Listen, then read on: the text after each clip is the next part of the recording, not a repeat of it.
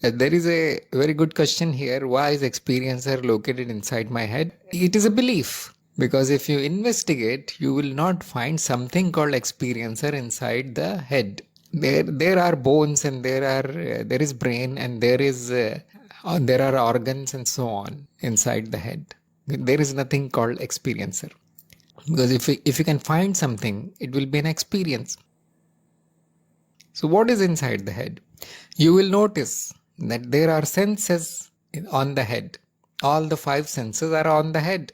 Eyes are there, ears are there, smell, nose, taste, mouth, and obviously obviously the touch, which is also in whole of the body, rest of the body. But the other 4 are not there in rest of the body. That is a big surprise, isn't it? So because of survival pressures, they are all located in the head. We want to minimize the wiring to the brain, so it is very close to the brain. Actually, eyes and ears are a part of the brain. They are not separate from the brain. The sense organs are in the head. And because the experience seems to be coming from the sense organs, and the one who is experiencing also is placed there by the mind, by ignorance. It is assumed. What happens if you move all these organs in some other part of the body? Let us say on your hand.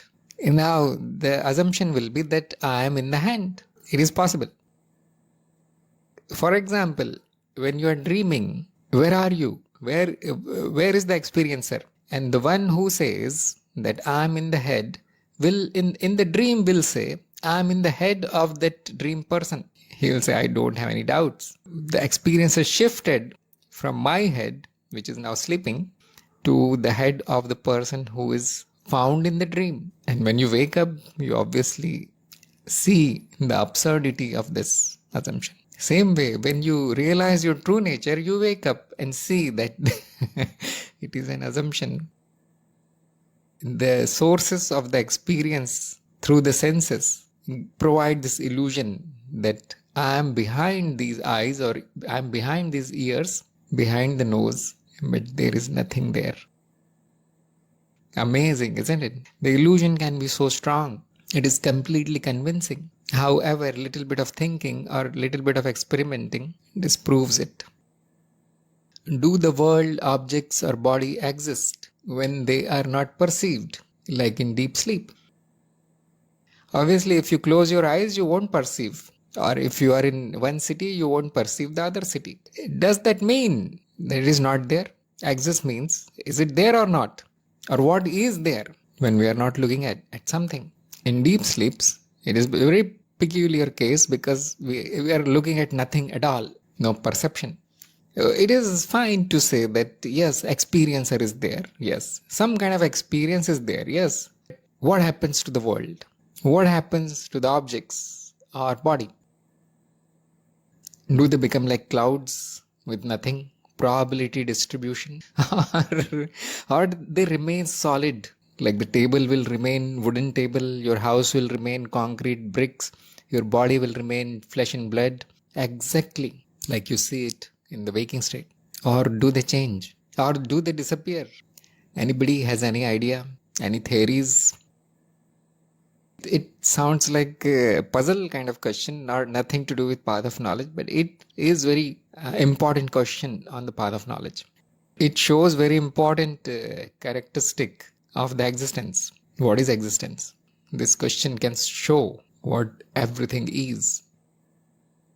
It is very clear that the images that we see as perceptions, or the sounds we hear, or the smells, etc., which are called irreducibles, are totally created by the senses. Just like I said, they are part of the brain. So brain is also a sense, actually. Ancient people were right. They realized this before scientists. The brain is sense organ, actually. So it was called the king of senses or sixth sense.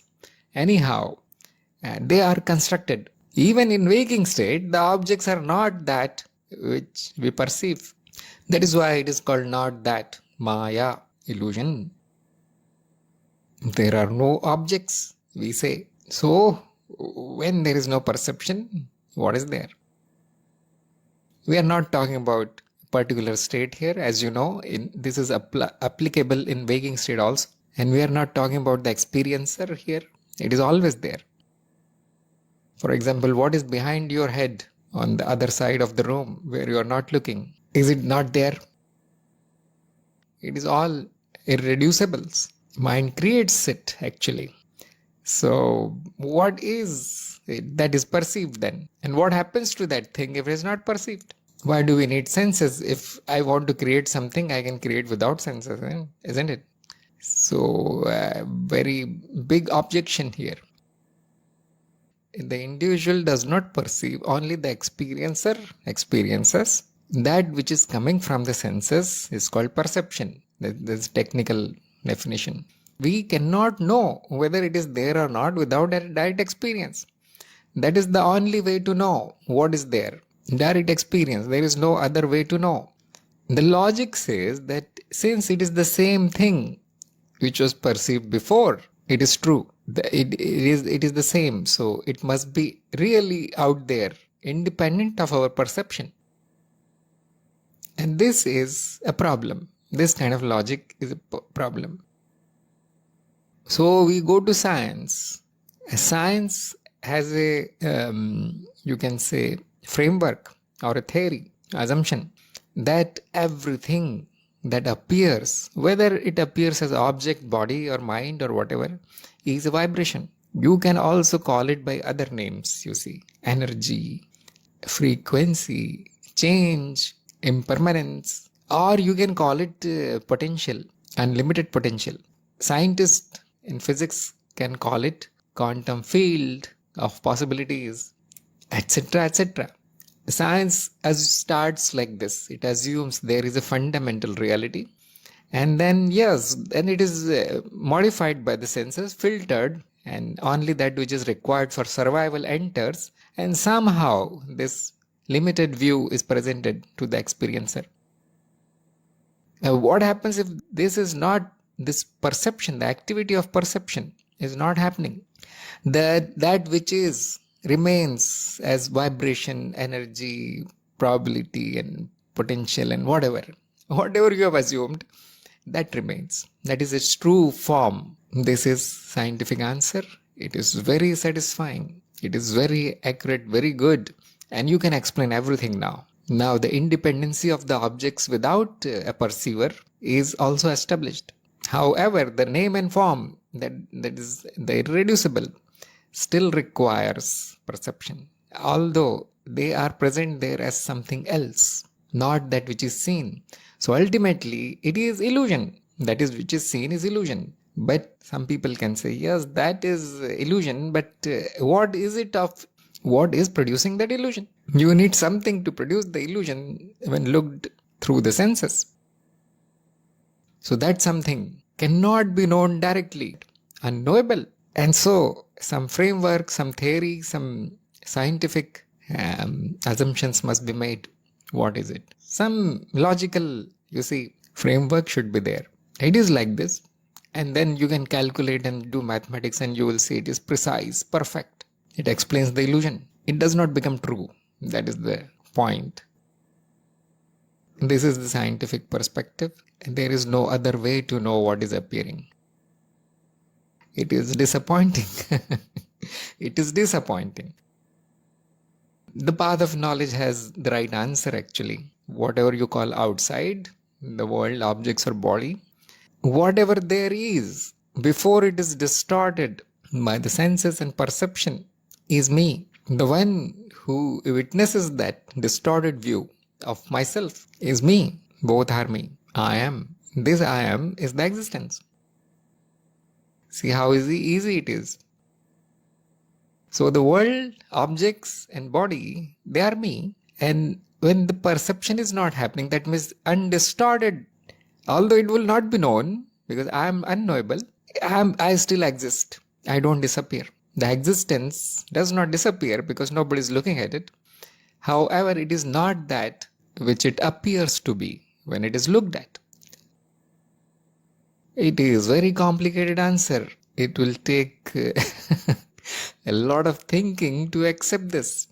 Really, nobody likes this answer. Nobody accepts this. How is it possible, you see? And that is why the knowledge of oneness is required. Once you know that everything is me, however it appears, it does not matter now. It can appear in any way. It appears at all, that is a miracle. Thanks to the senses and the brain and the body and the individual, it is known also thanks to the memory. That is a miracle. So we are not bothered about how it is appearing, in what form it is appearing, how distorted it is or how limited it is, because we know that it is me only. Since I am unlimited, infinite, the infinite cannot appear. It always appears in a limited way. The infinite cannot be perceived by a finite memory, finite mind, finite individual. It won't fit there, isn't it? In common words, we can say like this. Language of ignorance. The infinite will not fit in your mind, in your intellect, your senses cannot capture it. That is true.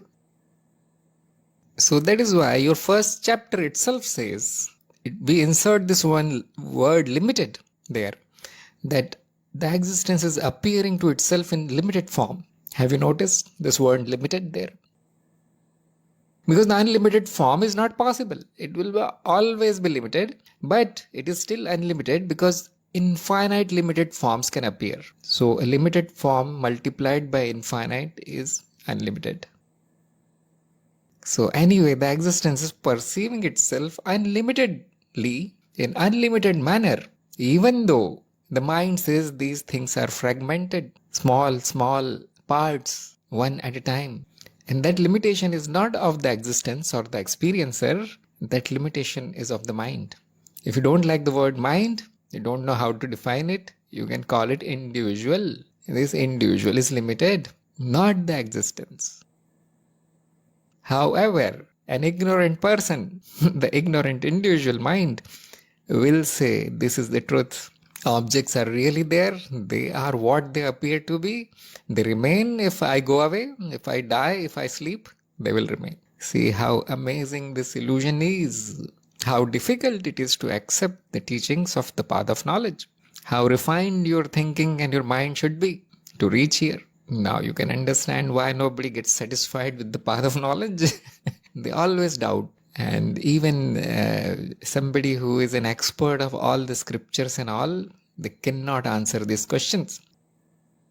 Check how deep this path goes. It is not I am the whole, I am the Brahman and end of the path. No, it is very deep. The program starts you on the path. It is an initiation. Although the whole knowledge is given, but the questions keep coming. Have you seen there is no limit to the questions? Every day you get a question. And every week we add 10-20 questions to our database. By the way, whatever questions you are getting for daily contemplation in this group are exam questions that were asked to other seekers. Is there end of it? The same doubt appears in form of other question, something else. What happens in the deep sleep? What happens after death? You see, they are very valid questions. So it will take a lot of knowledge, a lot of expertise to answer all these questions. And I can guarantee you nobody is satisfied with this. The illusion is complete. The illusion is very powerful. However, the truth wins in the end. That is, if you are consistent, if you are after it, I need to know what is there. If your practice is very strong, you will reach the truth. So what happens to your dream? It is also potential. When the dream stops and your attention comes back on the senses, which is called waking state, physical senses, what happens to people in the dream? Do they disappear? Now you can answer it, isn't it? Now you can answer it. From the scientific point of view, they become memory again. They become this vibration again. See how beautiful it is. And from the non-dual perspective, they become the me again in pure form. Nothing is destroyed. And if you see that this whole world, the waking state is also a dream, you get the answer to the question what happens after death. Nothing is destroyed. It returns to the source. It returns to the purity that is me. And it can reappear anyway. It can reappear in any way. See how beautiful. Once you get the answers, it is all logical. It is all satisfactory. But to climb this wall it takes effort. It takes time. It takes dedication. You need to be a seeker. Nothing is destroyed in this existence because nothing is actually created. It is all potential. It is all some kind of memory. For convenience, we invent this memory, and it takes form. It takes many form, some limited, some big, some small. It is all me. At least personally, I find this satisfactory. I don't know about the other seekers. They are still searching. I see them every day. They keep searching because somehow they cannot let go of this belief that there are no objects. There is no individual. Perception is simply an appearance. It's not real. There is no mind also. And then some are stuck in science. They think the theory is real. Or the theory is explaining something which is already real. It is an approximation of reality. That is what the scientist will say. No, it is not. It is made up. It can provide some kind of model. You can build a model of it, but it does not answer anything. The mind says, I know it was there before because somehow it appeared in the same way. When it compares the present memory to the past memory, nothing much has changed, like your house or the world or the body. It does not change day to day that much. It is slowly changing. It is not that it is unchanging. It is slowly changing, and that gives us an illusion of permanence of objects and worlds and bodies. If the comparison distance is increased, like you compare things 100 years apart, then the mind will say, it was not there, now it is there, or it was there, it is not there. Illusion, mind will say like this. This is the dependence of reality on the speed of time, speed of change, which is demonstrated in our program using a tomato. It is demonstrated. You can directly apply the example of tomato on world, body, objects, mind. It's all illusion. However, there is a truth behind the illusion. Illusion cannot stand on its own. Illusion of what, people will ask? It is me. Or if you don't like the word I or me, some people will say egoistic words. So you can say it is the experiencer, it is the existence, it is the whole. Everything is infinite, so why not questions? So truth is finite. You can write the truth in one line like we did in our first chapter. But ignorance is infinite because it can go wrong in all possible ways. Sometimes I give this example of a string. If you take a string, thread, and you throw it on the floor, what is the chance that it will land there on the floor in a perfect straight line? What is the chance? And you will say almost zero. Even if I keep throwing that thread from whatever height or whatever speed I want, probably I can keep throwing it for 10 years, 20 years. Slightly, approximately, it will become straight line sometimes. Why? There are more positions to take than the straight line. Straight line is one, but the number of forms that the thread can take on the floor is uncountable. It is billions or trillions kind of possible forms can appear there. So 1 out of billion, that is the chance. So the truth is one. How much is ignorance? Billions of ways it can appear, you see. Chance that you hit on the truth is a miracle. You got it, that itself is a miracle. You came to know the truth is the biggest miracle. The individual is false, the memory is false, it is all assumption. Still we came to know something. Although we say unknowable, but at least we came to know the essence. At least we came to know whatever I thought, all these loops of the string, they are not true. This much can be known. It is not knowledge, it is negative knowledge. So it was removed. It is a removal, it is a purification. So that is the miracle, isn't it, of path of knowledge.